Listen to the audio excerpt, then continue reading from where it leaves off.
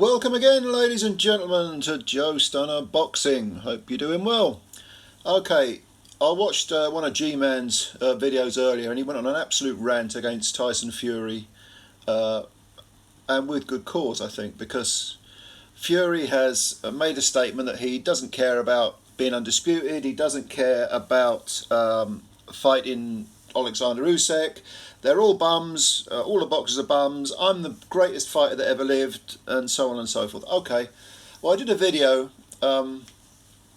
saying, trying to cut him some slack and saying, look, if you've got a guy who's diagnosed not borderline personality disorder, it's bipolar, isn't it, with Fury?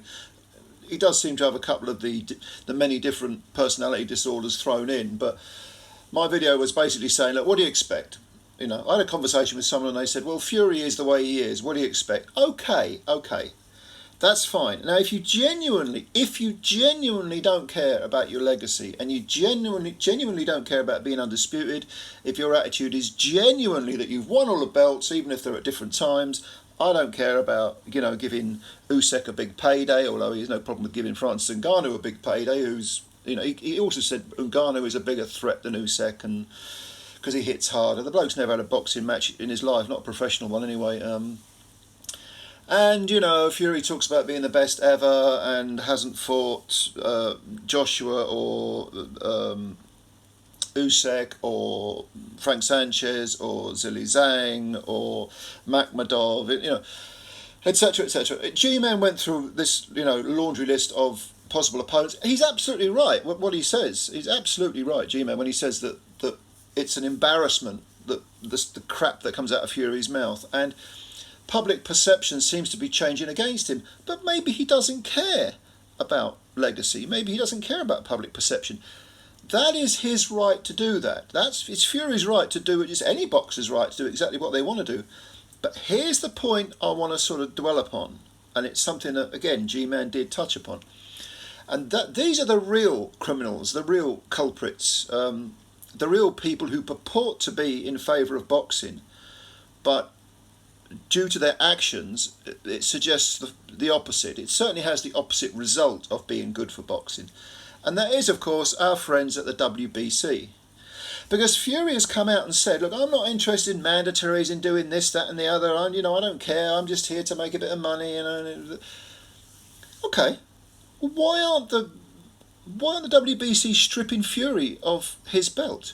Why aren't they saying, hang on a minute, you're our champion, you can't go around saying you don't care about who you're fighting. You know, our belt is worth more than you or any other individual boxer, right? We have integrity, we have, you know, a sense of purpose, because we are an arbiter of boxing. We are, in a sense, a sort of custodian of its history. And you're not going to get away with just doing anything. No, you don't do that. That's not how it works, Tyson. Instead of saying that, instead of saying, here's your mandatory, go fight him or you get stripped, you know. And again, the long-term reputation of the WBC is worth more than the short-term impact of, you know, sanctioning fees and so on, with, you know, a guy who's a very, very popular fighter. Even now, even though he's losing fans, he's still a very popular fighter. You look at the viewing figures for his Netflix series, and, you know, he's had a couple of books out and all the rest of all the things that Frank Warren likes to list, except fighting contenders, you know. Now, if you look at all this stuff, okay, you know, the WBC should be saying, long term, I'm sorry, yes, you're good, we want to do well by you, but here's your mandatory, fight him or give us our belt back, and we'll give it to someone who does care about fighting contenders, who does want to be an active champion, who does want to take, you know, the history of Lennox Lewis, Mike Tyson, Muhammad Ali, but, you know, whoever you care to mention, and actually stand by it and do the same thing, and who is prepared to say, or rather to prove, after he's said, I'm the best, to go out and prove it. Because Anthony Joshua can lose 20 times in a row, unless you're fighting him, it doesn't matter. You haven't beaten him. Usyk, oh, he's just a middleweight. He had the cheat say he got knocked out by Daniel Dubois. Well, he would say that, wouldn't he? It doesn't matter. He could get knocked out 10 times in a row, mate. You haven't beaten him. Until you fight the contenders, your contenders, as a champion should, you're not worth a piss in the ocean as far as I'm concerned. And it's an absolute tragedy with Tyson Fury, because he is so talented. You know, this enormous freak of nature, 6'9" or whatever he is. You know, enormous, what, 250 pounds of natural weight, and he walks around a bit flabby, but, you know, to have that much talent, that much ability, and to not use it, you know, or to use it in flashes. I mean, you know, as we know, as Fury's remaining fans will always say, going to Germany and beating Klitschko, a brilliant win. Klitschko was aging, but that don't matter.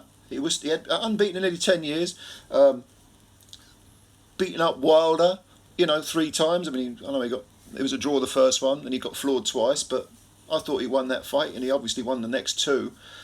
All right, we'll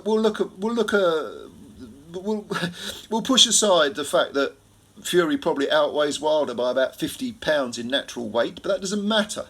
You know, well, maybe not 50, maybe 35, something like that. He's a much, much bigger man, is my point. And of course, Fury had dismissed him as being just a basketball player. But no, we're going to ignore all that. Right? It was going to America on 3 occasions and beating Wilder is a tremendous achievement.